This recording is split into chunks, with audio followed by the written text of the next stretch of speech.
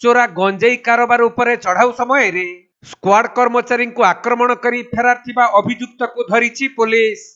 सूचना अनुसार गत 18 तारिख रे बेआईन गंजेई कारोबार हेउथबार खबर पाई कटक जिला तिगिरिया थाना नुआपटना डाकघर पछपटे थिबा एक 2 महला घरे चढ़ाऊ करिथिले भुवनेश्वर स्क्वाड कर्मचारी।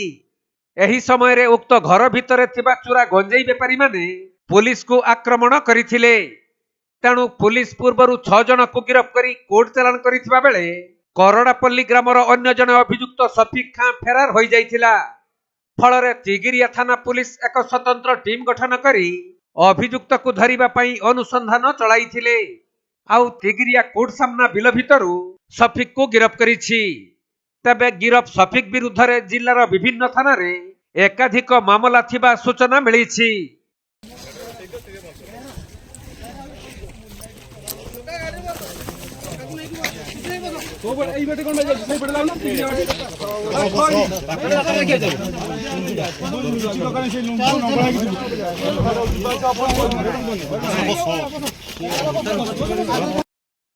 कटक जिला प्रतिनिधि राजेश कुमार साहू रिपोर्ट, कोणार्क लाइव।